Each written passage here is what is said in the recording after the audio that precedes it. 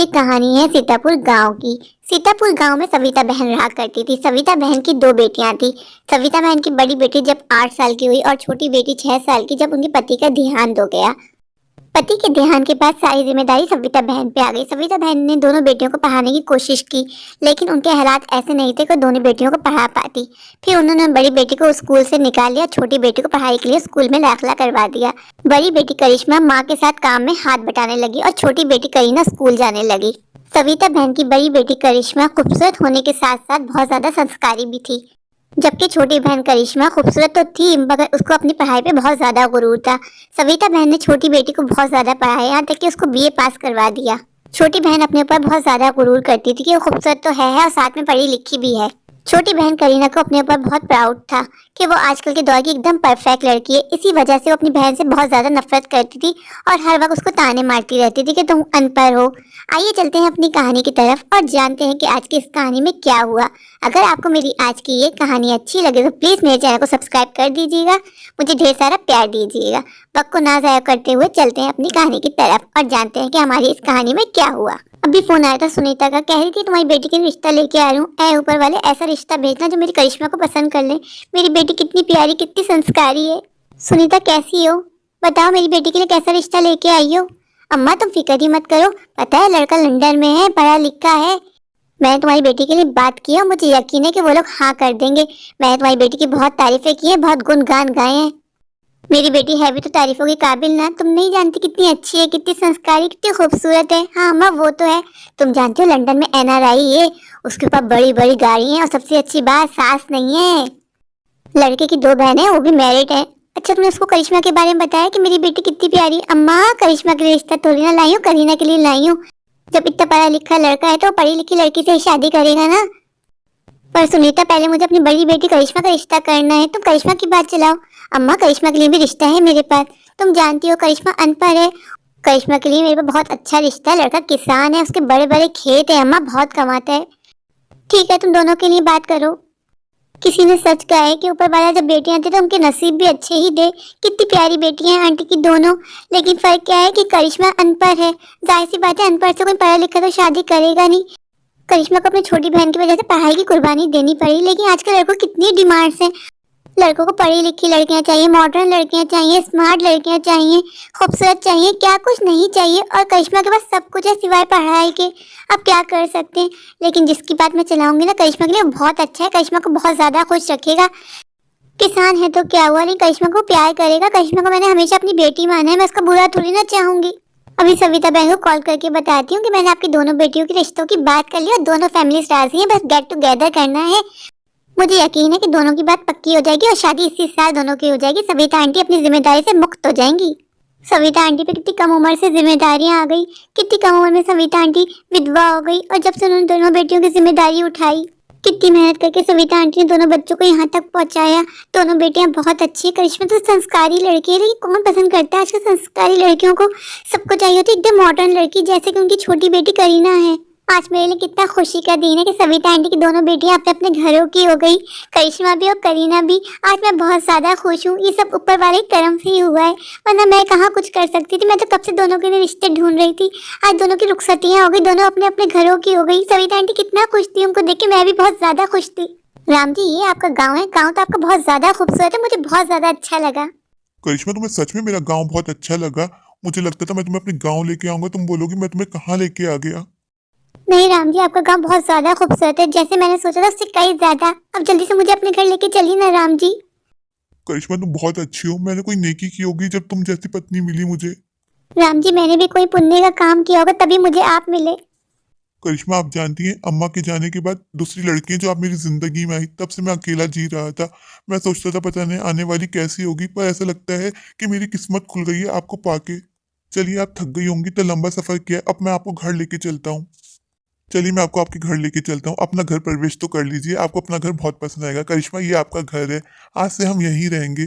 आपको कैसा लगा हमारा घर। करिश्मा मैं जानता हूँ आप बहुत बड़ा घर डिजर्व करती हैं, पर मेरे पास इतना पैसा नहीं है कि मैं आपको महलों में रख सकूं। जो कुछ भी हमारा छोटा सा यही आशियाना है। राम जी आप ऐसा क्यों सोचते हैं? ये तो बहुत प्यारा घर है, मुझे तो बहुत अच्छा लगा। आप देखिएगा इस घर को मैं कितना अच्छा सजाऊंगी और यही हमारा आशियाना बन जाएगा। आपने मुझे इतना खूबसूरत घर दिया, मुझे और क्या चाहिए?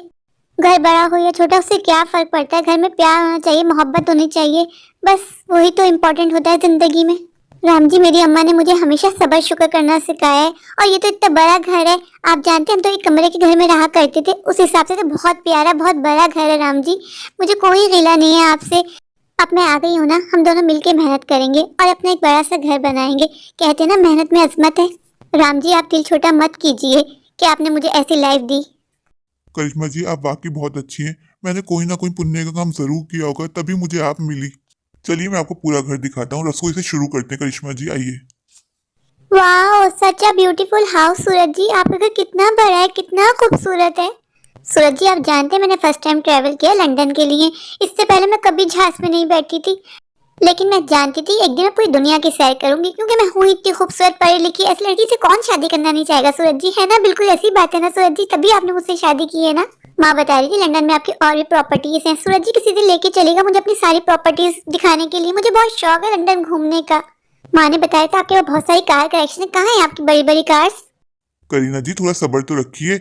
आइए पहले आपका बेडरूम दिखा दूं। ये हमारा बेडरूम है। आज से हम इसी कमरे में रहेंगे।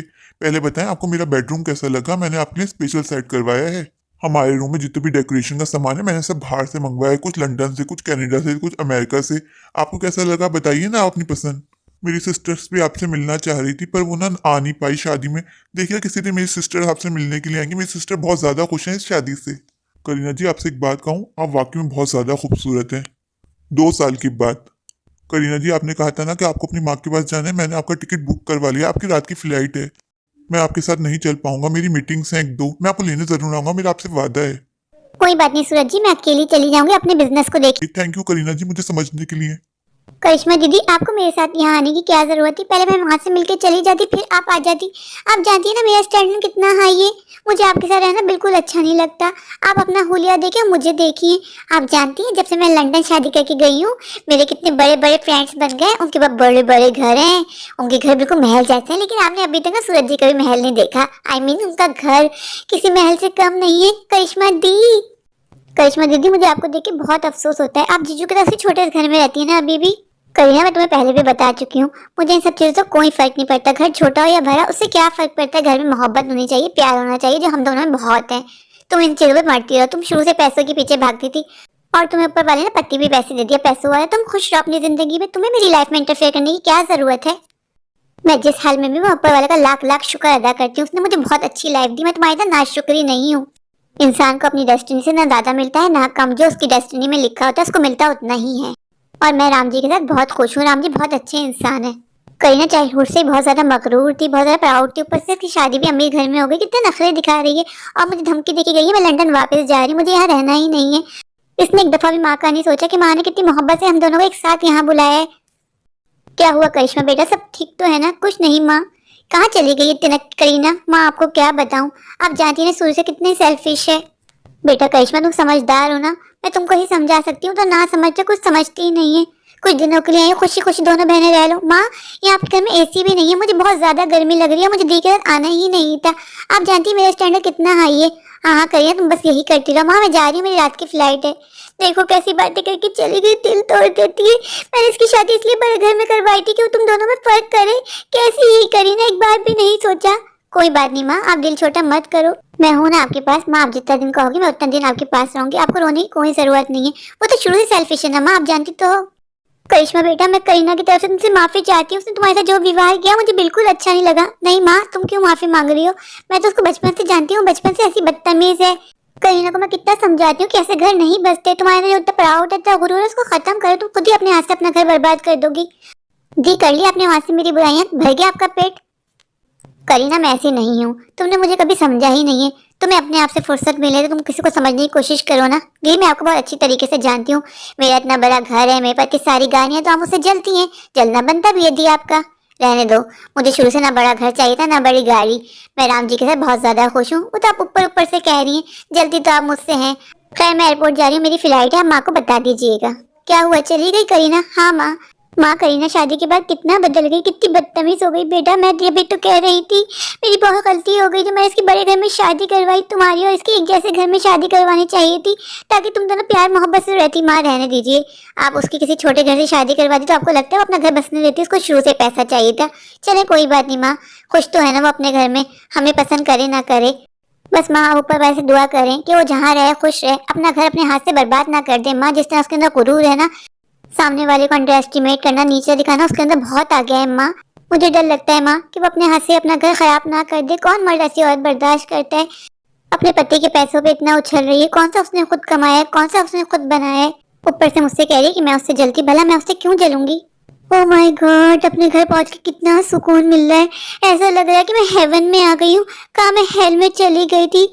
कभी कभार मैं सोचती हूँ मैंने इतना टाइम बगैर एसी के कैसे गुजार दिया। मैं तो इसी के बगैर रह भी नहीं सकती, रहने का सोच भी नहीं सकती। सूरज जी मैंने तो 15 डेज का सोचा था कि माँ के पास रहूंगी, माँ के पास तो मैं एक दिन भी नहीं रुक पाई। माँ की गलियों से कितनी ज्यादा बू आ रही थी, माँ का घर कितना छोटा लग रहा था, माँ के घर में मुझसे रहा ही नहीं जा रहा था, ऐसा लग रहा था मेरा दम निकल जाएगा। इसलिए मैंने कुछ नहीं सोचा, मैंने पहली फ्लाइट करवाई और मैं वापस आ गई अपने घर, अपनी जन्नत में। मैं जानती हूँ इस तरह अचानक मेरा वापस आना माँ को अच्छा नहीं लगा होगा, पर मैं क्या करूँ, मुझसे नहीं रहा जा रहा था वहाँ। ऐसा लग रहा था मेरा दम घुट जाएगा, मैं मर जाऊंगी। करीना जी मैं तो आपसे कहा ही था कि आप मत जाएं, अपनी माँ को यहाँ बुला लें। मैं माँ के वीजा अप्लाई कर तो रहा हूँ ना, लेकिन आपने ही कहा कि 2 साल हो गए माँ से मिले हुए, मेरा बहुत दिल है माँ से मिलने का। इसलिए आपको जाने से मैंने नहीं रोका कि मैं कौन होता हूँ आपके और आपकी माँ के बीच में आने वाला। चले कोई बात नहीं, आप दिल छोटा मत कीजिए, आप रोज माँ से फोन पे बात कर लिया करें ना। आपको किसने रोका है कि आप माँ से फोन पे बात ना करें? जाहिर सी बात है आपको माँ की याद आती होगी, और जाहिर सी बात है आप इतने बड़े घर से इतने छोटे घर में गई हैं तो रहना तो मुश्किल होता है। मैं समझता हूँ इस बात को करीना जी। सूरज जी आप कितने अच्छे हैं, आपको पाके मैं तो धन्य हो गई। मैंने कोई ना कोई पुण्य का काम किया होगा तभी मुझे आप जैसा लाइफ पार्टनर मिला। सूरज जी आई लव यू। मेरे प्यारे प्यारे व्यूवर्स, अगर आपको मेरी आज की ये स्टोरी अच्छी लगे तो प्लीज मेरे चैनल को लाइक कीजिए, अपने दोस्तों के साथ शेयर कीजिए, और हाँ मेरे चैनल को सब्सक्राइब करना बिल्कुल मत भूलिए। अगर आप लोग मेरे चैनल पे नए हैं और अभी तक सब्सक्राइब नहीं किया तो इंतजार किस बात का, अभी जाइए, दौड़ कर जाइए, भाग कर जाइए, जाकर मेरे चैनल को सब्सक्राइब कर दीजिए, मुझे ढेर सारा प्यार दीजिए, मुझे सपोर्ट कीजिए, तो जाकर सब्सक्राइब कर दीजिए। Thank you.